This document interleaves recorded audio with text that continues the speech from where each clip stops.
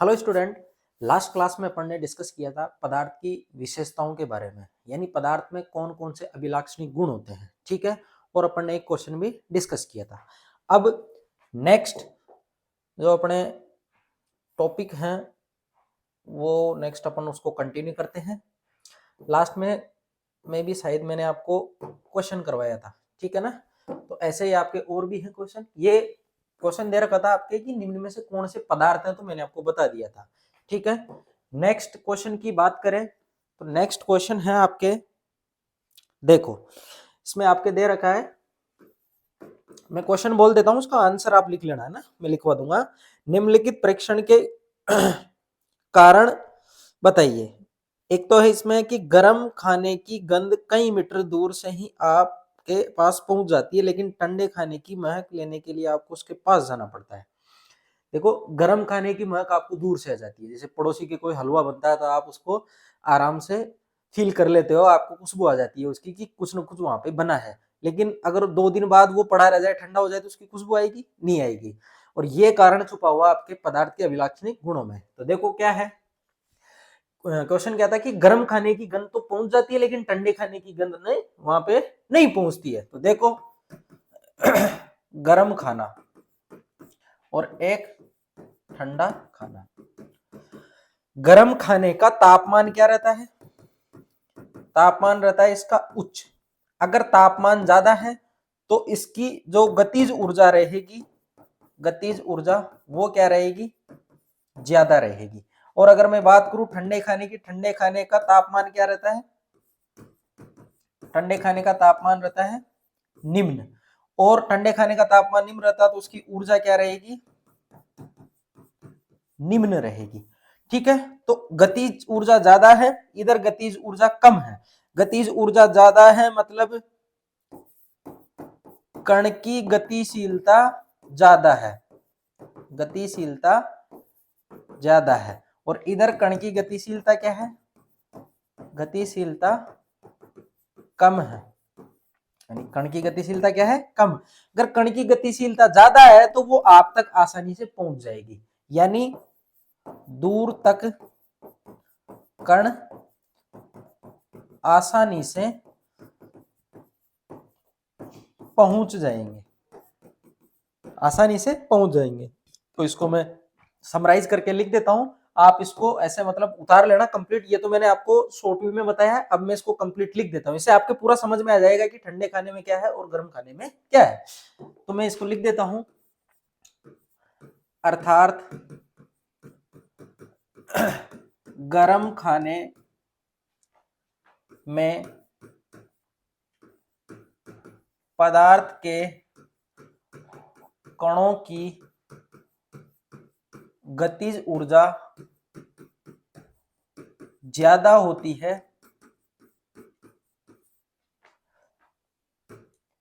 अर्थात गर्म खाने के कण ज्यादा गतिशील होंगे, जिससे वो दूर तक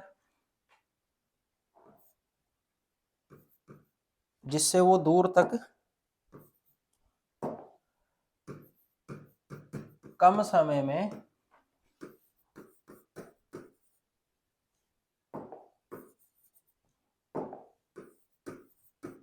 मनुष्य तक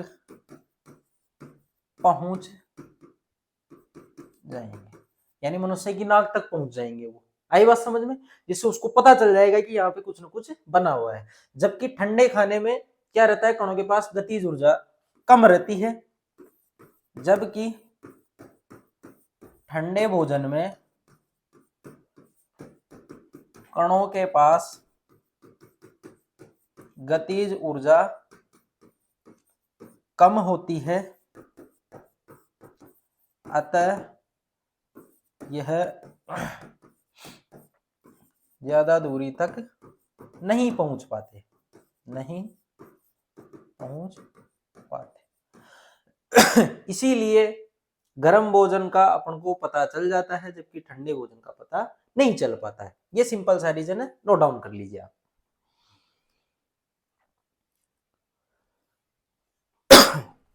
नेक्स्ट क्वेश्चन है आपके कि स्विमिंग पूल में गोताखोर पानी काट पाता है, इससे पदार्थ का कौन सा गुण प्रेक्षित होता है? सिंपल सा है, कुछ भी नहीं है। तीसरा क्वेश्चन है कि गोताखोर पानी को आसानी से काट पाता है, मतलब पानी के अंदर पदार्थ है, पानी के अंदर क्या है? स्पेस है, उसके अंदर क्या है? जगह है। पानी के अंदर स्थान रहता है, अंदर उसके अंदर क्या रहता है? स्पेस रहता है, उसमें जगह रहती है। तो अपन बोल सकते हैं पदार्थ के अंदर स्पेस या रिक्त स्थान होते हैं जिसके कारण गोताखोर पानी को आसानी से काट पाता है। अगर स्पेस नहीं हो, स्थान नहीं हो, तो वो उसको काट ही नहीं पाएगा, तैरेगा ही नहीं। आप लोहे पे तैर के दिखाओ, देखा लोहे पे आप नहीं तैर सकते, क्यों? क्योंकि उसके अंदर स्पेस है, लेकिन वो स्पेस इतना छोटा है कि आपको वो मतलब फील ही नहीं होगा, आप मतलब बता नहीं सकते। पानी के अंदर आपको पता चल जाएगा। हवा के अंदर और ज्यादा स्पेस होता है, इसलिए आप चल पाते हो। अगर हवा के अंदर स्पेस नहीं होता तो आप चल ही नहीं सकते थे। आप इधर के उधर ऑक्सीजन से टकरा रहे हो, नाइट्रोजन से टकरा रहे हो, जबकि ऐसा नहीं होता है, उसमें स्पेस होता है, आप आराम से चल सकते हो। यानी पदार्थ के अंदर क्या होता है? स्पेस होता है, रिक्त स्थान होता है, जिसकी वजह से गोताखोर पानी को क्या कर सकता है? आसानी से काट सकता है। तो ये इसका आंसर हो गया। इसको नोट डाउन करिए, फिर बात करते हैं नेक्स्ट फोर्थ क्वेश्चन की।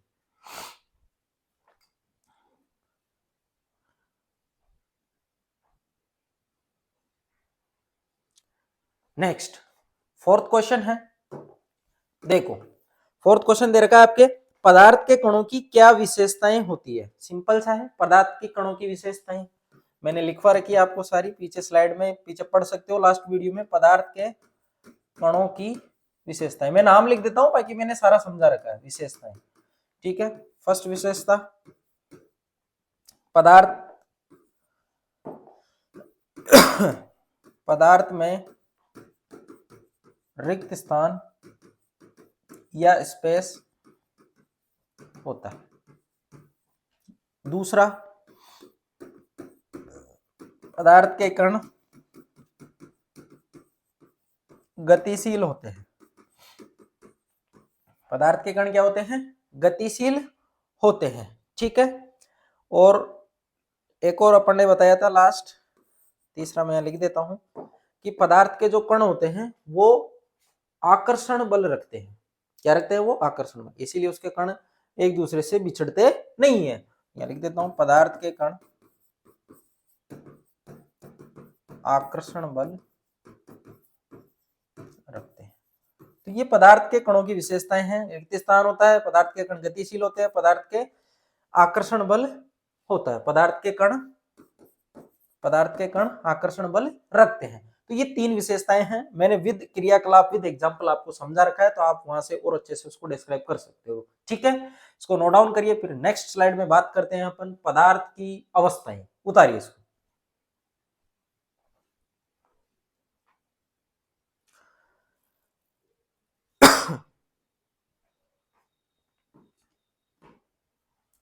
देखो सॉरी, पदार्थ की अवस्थाएं, देखो पदार्थ की अवस्थाएं यहाँ पर अपन भौतिक आधार पे पढ़ते हैं, उसकी भौतिक अवस्था के आधार पे पदार्थ की अवस्थाएं पढ़ते हैं। तो पदार्थ की सामान्यतः तीन अवस्थाएं होती है। आपके अगर आपके लेवल से मैं पढ़ाऊं आपको, वैसे आपके दे भी रखा उसमें दो अवस्थाएं और होती है। पदार्थ की सामान्यतः तीन अवस्थाएं पढ़ी जाती है, वैसे होती इसकी पांच अवस्था है। तो मैं सारी लिख दूंगा, पढ़ना अपन को तीन है, ठीक है। और तीन कौन कौन सी पढ़ना है? ठोस, द्रव और गैस पढ़नी है। तो सबसे पहले मैं लिख देता हूं, पदार्थ को भौतिक अवस्था के आधार पर निम्न भागों में बांटा गया है। और वो भाग कौन कौन से हैं? वो भाग हैं, देखो, फर्स्ट ठोस अवस्था,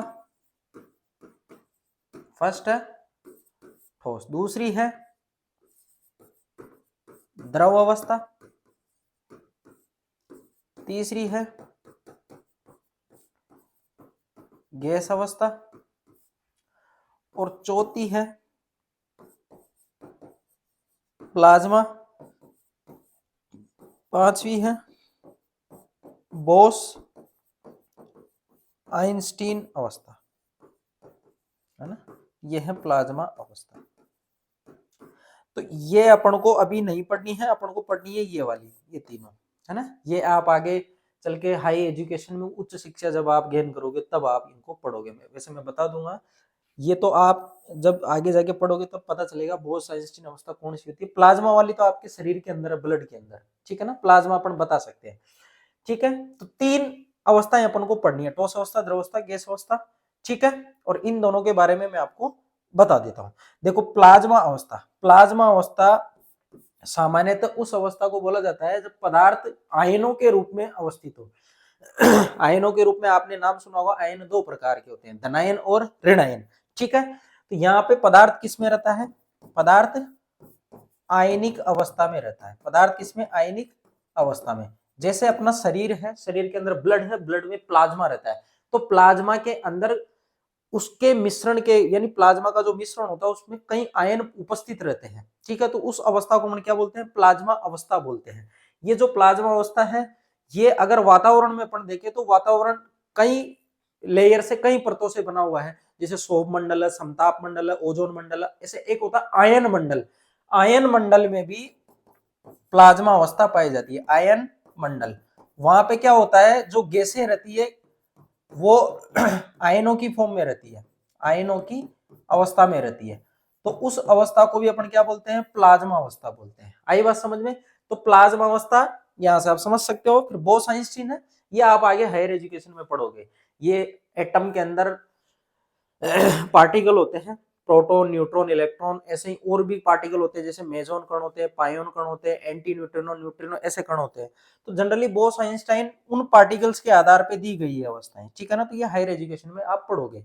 अब सबसे पहले अपन बात करते हैं ठोस अवस्था की, फिर द्रव की, फिर गैस की। तो इसको नोट डाउन करिए, बात करते हैं नेक्स्ट।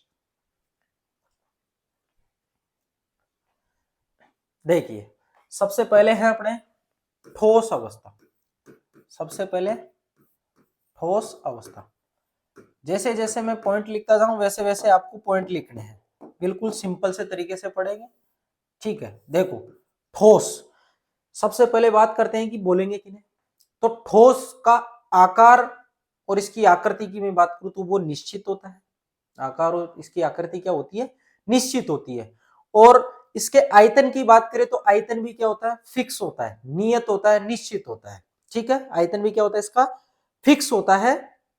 वो आप कई एग्जाम्पल से आप देख सकते हो, जैसे आपने कोई 1 किलो का कोई भी एक पदार्थ लिया है, जैसे ठोस अवस्था में है, अब वो जितना आयतन गिरेगा वो फिक्स है उसका, आप उसको चेंज नहीं कर सकते, ठीक है ना। वो जितना आयतन गिरेगा वो उतना ही गिरेगा, आप चाहे उसको कोई सी भी जगह पे रख दो, वो फिक्स होता है, नियत होता है, ठीक है।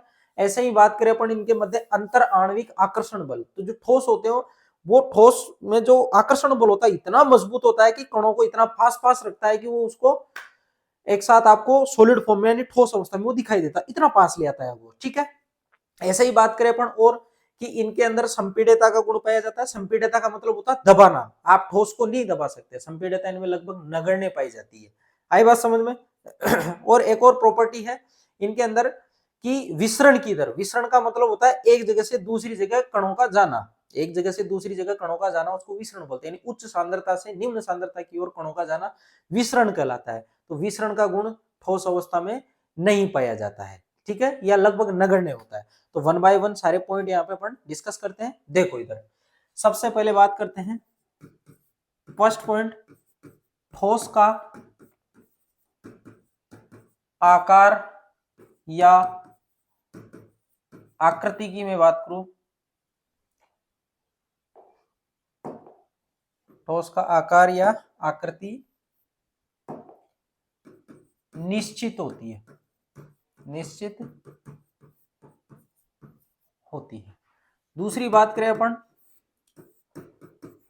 ठोस का आयतन, ठोस का आयतन निश्चित होता है, ठोस का आयतन निश्चित होता है। अगर मैं घनत्व की बात करूं, देखो मैं घनत्व आपको समझा देता हूं साइड में इधर। घनत्व की बात करें अपन तो घनत्व होता है द्रव्यमान बटा आयतन, द्रव्यमान बटा आयतन, ये होता है घनत्व। तो घनत्व जो मैं यहां बात करूं इनकी ठोसों की, तो सबसे ज्यादा घनत्व होता है ठोसों का। सबसे ज्यादा घनत्व किसका होता है? ठोसों का। उससे कम होता है द्रव का, और सबसे कम किसका होता है? गैस का। उसका कारण है गैसों का आयतन बहुत ज्यादा होता है। गैस को आप किसी भी पात्र में डालोगे उस पात्र जैसी शेप ले लेती है, आकृति ले लेती है, ठीक है। तो गैसों का आयतन सबसे ज्यादा होता है। अगर गैसों का आयतन ज्यादा होगा तो उसका घनत्व क्या होगा? कम हो जाएगा। इसलिए घनत्व सबसे कम किसका लिखा? गैस का। उससे ज्यादा द्रव का होता है, सबसे ज्यादा ठोसों का। तो मैं यहां लिख सकता हूं कि ठोसों का घनत्व सर्वाधिक होता है, यानी द्रव, और मैं बात करूं किसकी? गैस की, तो उनसे ज्यादा होता है। तो यहां लिख लेना, आपके इससे रिलेटेड क्वेश्चन भी दे रखा है, ठोसों का घनत्व द्रव व गैस से ज्यादा होता है, ठीक है, से ज्यादा होता है। फिर बात करें नेक्स्ट अपन कि ठोसों के मध्य अंतर आणविक आकर्षण बल, या मैं बात करूं ठोसों में कणों के मध्य आकर्षण बल सबसे ज्यादा होता है, तभी तो ठोस में आया वो। गैसों में सबसे कम होता है, इसलिए उसमें कण दूर दूर रहते हैं, ठीक है। यहां लिख सकते हैं ठोसों में आकर्षण बल सर्वाधिक होता है, सर्वाधिक होता है, यानी द्रव व गैसों से ज्यादा, ठीक है। तो ठोसों में आकर्षण बल सर्वाधिक होता है। नेक्स्ट बात करें अपन नेक्स्ट प्रॉपर्टी की, वो होता है संपीड्यता। वो क्या होता है? संपीड्यता। तो संपीड्यता का मतलब होता है बाहर से आप प्रेशर लगा के उसको दबा रहे हो, तो दबाओगे तो ठोस पे फर्क ही नहीं पड़ता, वैसा का वैसा रहेगा। तो संपीड्यता ठोसों में लगभग नगण्य होती है, नगण्य होती है, ठीक है। आप इसको नोट डाउन करिए, फिर बात करते हैं। और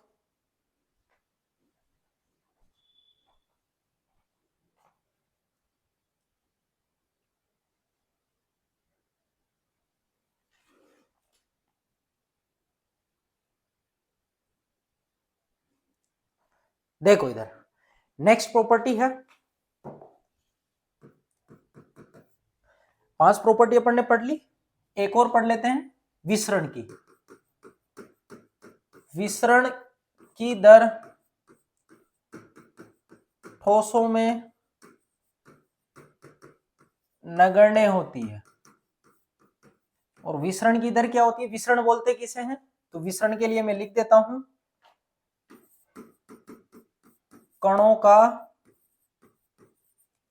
उच्च सांद्रता। देखो उच्च सांद्रता का मतलब होता है वहां कणों की संख्या ज्यादा है, कणों की संख्या ज्यादा। उच्च सांद्रता से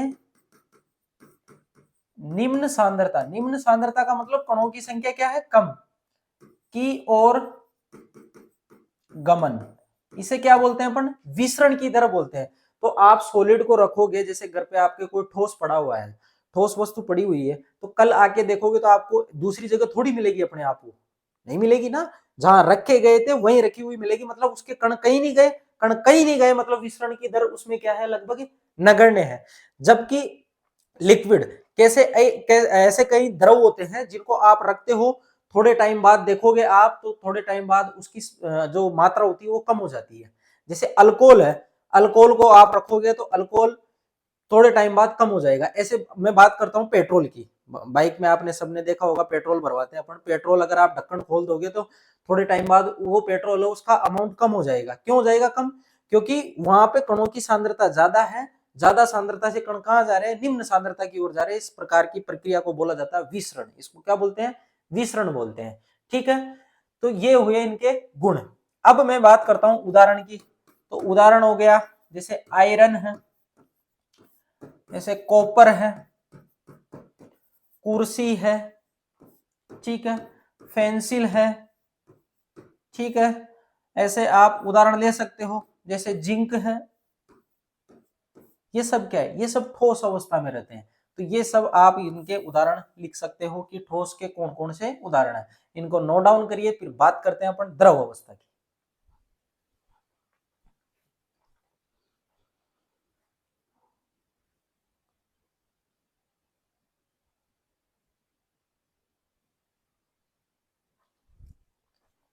नेक्स्ट है, देखो, द्रव अवस्था।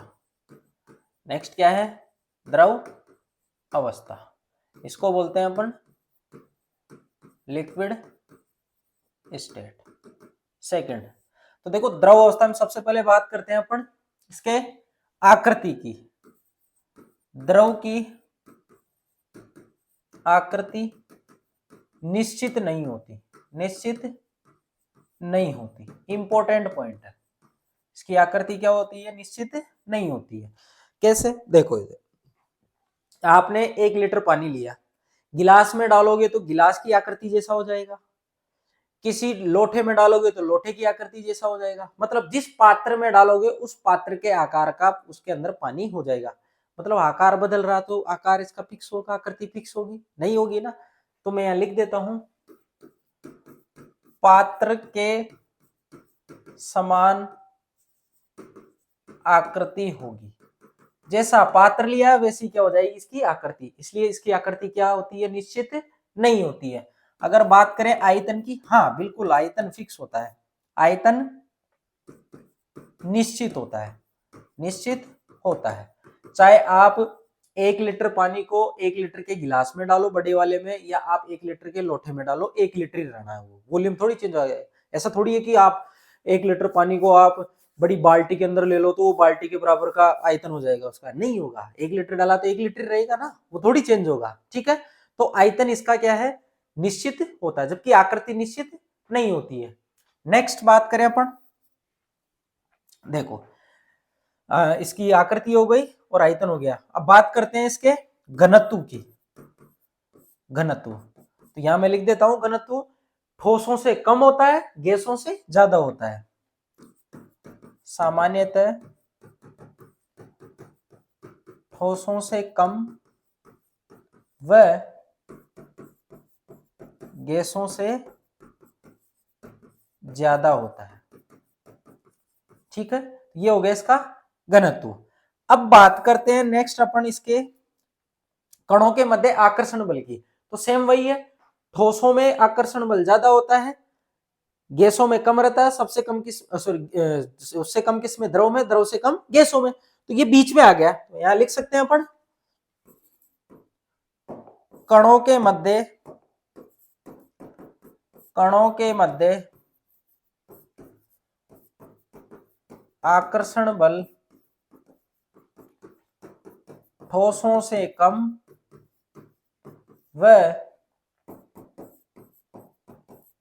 गैसों से ज्यादा होता है। ठोसों से तो क्या रहता है, कम, और गैसों से ज्यादा होता है। तो ये 4 पॉइंट हो गए, फर्स्ट, सेकंड, थर्ड और फोर्थ।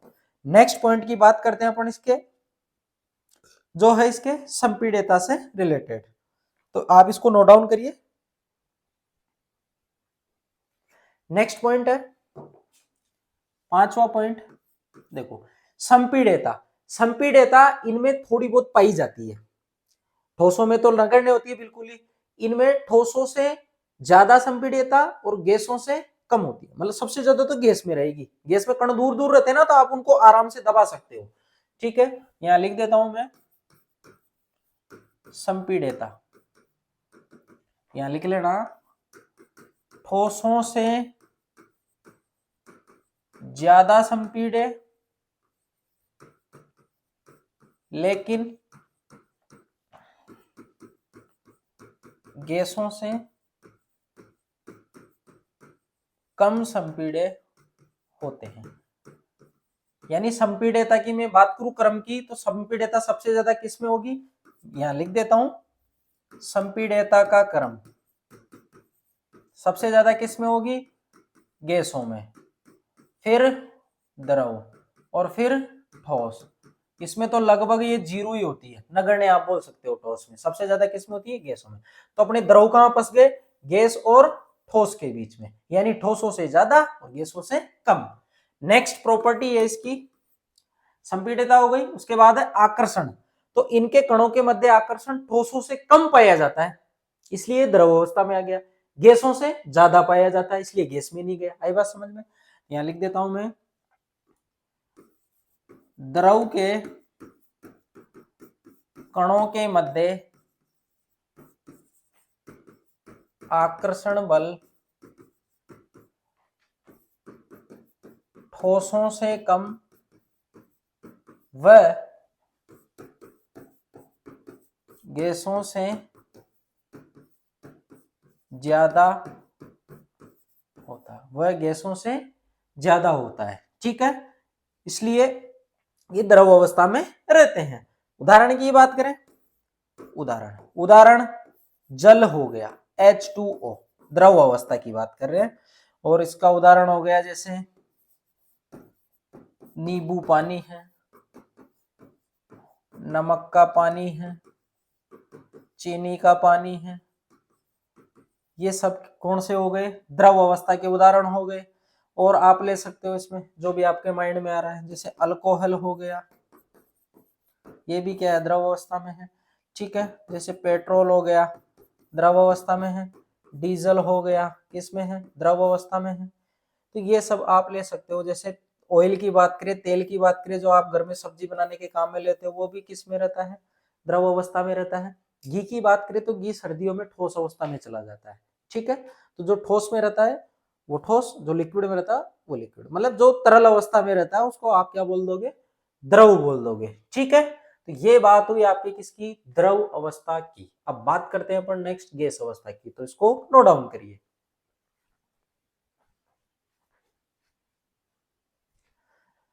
नेक्स्ट बात करते हैं अपन गैस अवस्था। नेक्स्ट बात करते हैं गैस अवस्था, यानी गैसियस स्टेट, गैस अवस्था की तीसरा है। देखो, सबसे पहले बात करते हैं अपन इसके आकृति की। आकृति, या मैं बात करूं इसके आकार की, वो फिक्स नहीं होता है। आकृति इसकी फिक्स नहीं होती है, जिसमें भी डालोगे वैसी हो जाएगी। और नहीं, आयतन फिक्स होता है, आयतन भी चेंज हो जाता है। आयतन, आप अगर गैस को एक छोटे कंटेनर में लोगे तो उसका आयतन कंटेनर के बराबर रहेगा। आप बड़े कंटेनर में डाल दोगे तो कण दूर दूर रहते हैं ना, तो दूर दूर तक चले जाएंगे, तो आयतन उसके जैसा हो जाएगा, मतलब आयतन ज्यादा हो जाएगा। ठीक है, यहां लिख देता हूं मैं फर्स्ट पॉइंट, गैसों की आकृति निश्चित नहीं होती है, नहीं होती है, वही पात्र के समान हो जाएगी। दूसरी में बात करूं आयतन की, तो आयतन भी निश्चित नहीं होता है। आयतन भी क्या है, निश्चित नहीं होता है। ठीक है, आयतन निश्चित कैसे नहीं होता है, एग्जाम्पल से आप समझो। जैसे मैं एक छोटे से डिब्बे में, यहां पे मैंने गैस ली है,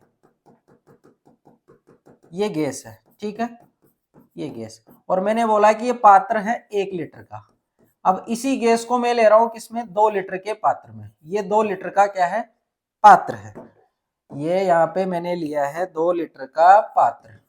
अब इस गैस को पूरी को मैं इसमें डाल रहा हूं, तो ये गैस पूरी की पूरी है ना इसमें फैल जाएगी। तो अब गैस का आयतन, यहाँ पे गैस का आयतन कितना था, 1 लीटर, क्योंकि पात्र में फैल जाएगी वो। गैस के कणों के मध्य आकर्षण बल सबसे कम होता है, इसलिए वो पूरे पात्र में फैल जाएगी। यहाँ गैस का आयतन कितना हो गया, गैस का आयतन हो गया 2 लीटर। तो पहले 1 लीटर था, अब 2 लीटर हो गया। तो गैस का जो आयतन होता है वो निश्चित नहीं होता है। इसको नोट डाउन करें, फिर बात करते हैं नेक्स्ट। बात करते हैं नेक्स्ट प्रॉपर्टी की। देखो, आयतन हो गया, आकृति हो गई। अब बात करते हैं अपन इसमें घनत्व की। तो घनत्व, गैसों का जो घनत्व होता है वो सबसे कम होता है। यहां लिख देते हैं अपन, गैसों का घनत्व ठोस व द्रव से कम होता है। ठोस व द्रव से क्या होता है? कम होता है। ठीक है, अब बात करें अपन नेक्स्ट प्रॉपर्टी की, ये थर्ड हो गई। नेक्स्ट प्रॉपर्टी की बात करें संपीड्यता। संपीड्यता, तो देखो संपीड्यता गैसों के अंदर सर्वाधिक होती है, सबसे ज्यादा होती है। मैंने ऑर्डर लिखवाया था आपको, ठीक है, इसमें लिख लेना गैसों की संपीड्यता ठोस व द्रव दोनों से अधिक होती है, अधिक होती है। ठीक है, ये हो गई संपीड्यता की बात। नेक्स्ट प्रॉपर्टी की बात करें अपन, पांचवी प्रॉपर्टी, तो पांचवी प्रॉपर्टी होगी अपनी कौन सी? विसरण की, या मैं बात करूं डिफ्यूजन की, यानी विसरण। विसरण सबसे ज्यादा गैसों में पाया जाता है। गैसों में क्या है कि कण दूर दूर रहते हैं, आसानी से एक जगह से दूसरी जगह पे आसानी से चले जाते हैं, क्योंकि उनके मध्य अंतर आणविक आकर्षण बल क्या है? सर्वाधिक न्यून होता है, सबसे न्यून होता है। ठीक है, सबसे अधिक कहाँ होता है? ठोस में, सबसे कम गैसों में। यह बात कर ले अपन, पहले अंतराणविक आकर्षण की बात कर लेते हैं। तो गैसों के कणों के मध्य अंतर आणविक आकर्षण बल सबसे कम होता है, सबसे कम होता है। ठीक है, तो सबसे कम होता है तो घूमेंगे भी सबसे ज्यादा, इसलिए विसरण की दर सबसे ज्यादा कहां होती है? गैसों में होती है। अगर गैसों के अंदर विसरण की दर नहीं होती ना, तो आज आप परफ्यूम वगैरह नहीं लगा रहे होते हो। कभी परफ्यूम देखिए ठोस अवस्था में? नहीं होती, गैसियस अवस्था में होती है। अंदर लिक्विड में आती है, उसको हाई प्रेशर पे भरा हुआ है, जैसे ही वो बाहर आती है गैस में चली जाती है। और गैस आप देखते हो यहाँ, जैसे एक कोने में आपने इत्र लगाए तो दूसरे कोने तक उसकी खुशबू चली जाती है। क्यों? क्योंकि गैसियस अवस्था में है, उनमें विसरण की दर सर्वाधिक होती है, एक जगह से दूसरी जगह आसानी से चले जाते हैं। यहां लिख देते हैं अपन, गैसों में विसरण की दर सर्वाधिक होती है। विसरण की दर क्या होती है? सर्वाधिक। और विसरण की दर सर्वाधिक क्यों होती है? क्योंकि इनमें आकर्षण बल सबसे कम होता है। जब आकर्षण ही नहीं रहेगा तो कण एक जगह से दूसरी जगह जाएंगे ना, आकर्षण बल सबसे कम होता है। आई बात समझ में? तो ये इनके कुछ प्रॉपर्टी हुई। एग्जाम्पल की बात करें, उदाहरण, तो आप उदाहरण लिख सकते हो, जैसे ऑक्सीजन हो गई, नाइट्रोजन गैस हो गई। ठीक है, और आप इत्र वगैरह लगाते हो, सेंट लगाते हो, या मैं बात करूं इत्र की, तो इत्र भी हो गई। जैसे ही आप लगाते हो वो गैसीय अवस्था में आ जाती है, वो एक जगह से दूसरी जगह आसानी से पहुंच जाती है। तो ये गैसीय अवस्था के क्या हो गए? सारे के सारे उदाहरण हो गए। आई बात समझ में? तो ये सारी की सारी प्रॉपर्टी अपन ने इनमें डिस्कस की है। ठीक है, अब एक सारणी में आपको बनवा दूंगा नेक्स्ट क्लास में, जिसमें आप ठोस, द्रव और गैस तीनों में अंतर लिख सकते हो। आपके एग्जाम में ऐसा क्वेश्चन आता है कि ठोस, द्रव और गैसों में अंतर को समझाइए, तो सारणी बना के आप आराम से समझा सकते हो। मैं पॉइंट लिख दूंगा कि कौन से में क्या होता है। ठीक है, तो आज के लिए बस इतना ही, बात करते हैं अपन नेक्स्ट क्लास में। धन्यवाद।